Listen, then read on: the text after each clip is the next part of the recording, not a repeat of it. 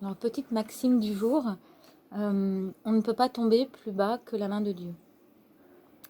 Cette maxime, elle me porte énormément parce que à certains moments de ma vie, lorsqu'on se sent parfois indigne de se présenter devant le Seigneur, quand on aurait envie d'être seul, renfermé, d'essayer de mieux comprendre qui l'on est pour pouvoir ensuite s'adresser à Dieu, je crois qu'il ne faut pas laisser trop de laps de temps entre dans ce moment où on se sent loin de Dieu et on voudrait se purifier, parce qu'en fait, c'est auprès de Dieu que on va ressentir sa délicatesse, sa consolation, et qu'ensuite on sera en mesure de pouvoir faire un acte d'humilité ou de repentance qui soit vraiment ajusté.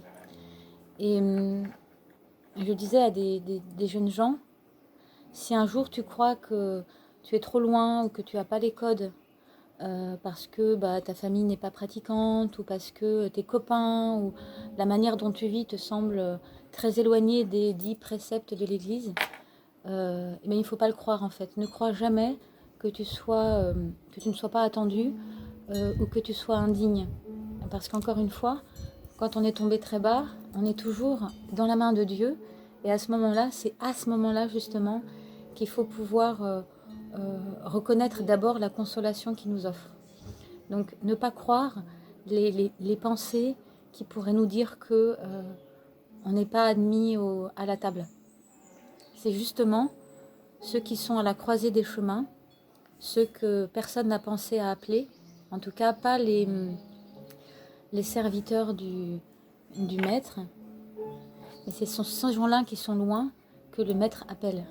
Donc, ayons toujours dans le cœur cette pensée, on ne tombe jamais plus bas que la main de Dieu, et s'il y en a un qui viendra nous rechercher, c'est lui, c'est pas nos réflexions psychologiques, etc.